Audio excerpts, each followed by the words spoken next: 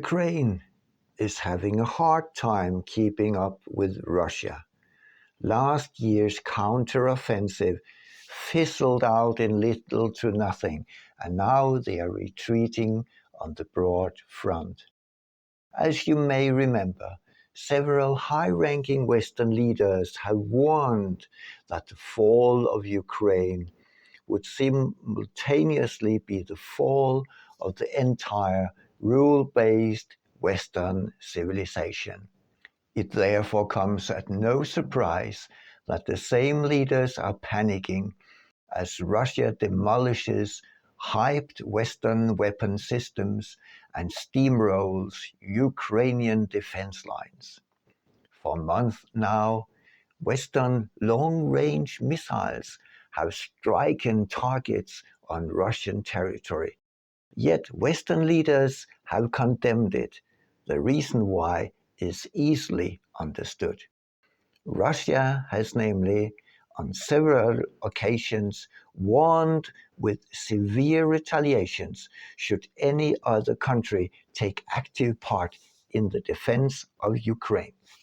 Sending weapons that can hit deep inside Russia would absolutely be understood as such.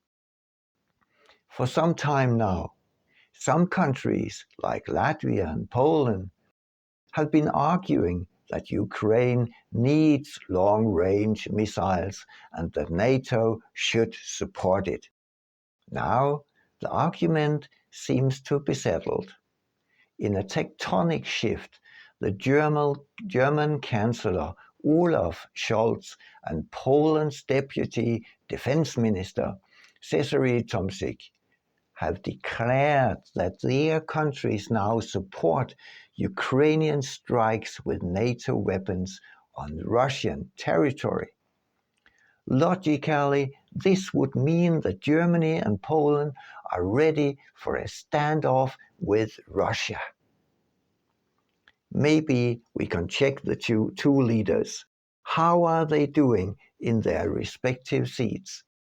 As usual, we contact them telepathically. Now let's hear what Olaf Scholz has to say. Oh, he's not so keen on this. This is not of my liking, he says. We are not ready for a war with Russia. Germany and Russia should rather be friends and work together. He's almost crying for the system that's about to fall, in his opinion. He is terrorized by the consequences of such an escalation in the conflict. He is feeling forlorn already up front. Oh my gosh, Olaf Scholz is having a hard time, isn't he? Maybe we shouldn't rely too much on this old man and rather ask a young, radical woman like Germany's Minister of Foreign Affairs, Annalena Baerbock, how she perceives the situation. Frau Baerbock is vividly advocating cornering Russia. So, what does her subconscious say? Oh, she enjoys surfing the tides. And what has to be done has to be done.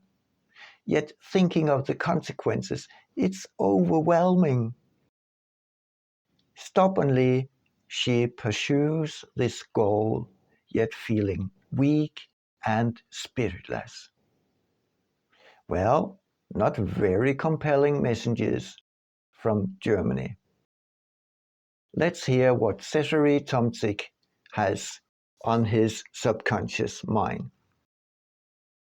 He indeed blames Russia for this war. He deeply hates Russia, who tries to oppose the existing world order. And now he feels overjoyed. Together we will crush Russia. Our time has finally come.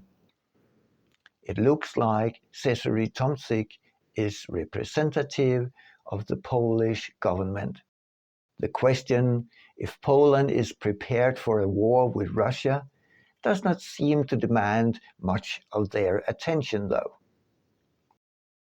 Now let's turn our attention to Russia. How is the mood over there?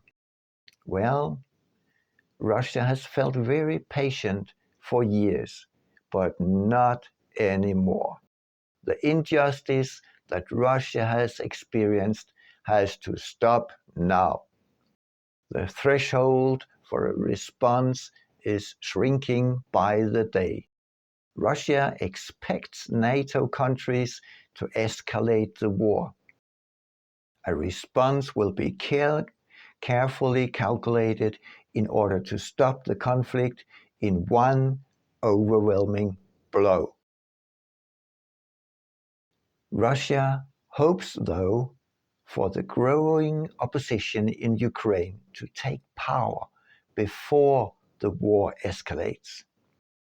So, which way do you think this is going? Will NATO crush Russia like the Polish government thinks? Will the delivery of weapons for strikes deep inside Russia result in devastating retaliations on countries like Germany and Poland? Or will a Ukrainian opposition take power and make peace with Russia before everything blows up?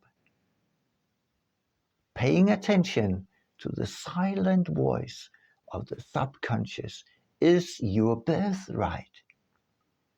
It is innate to everyone.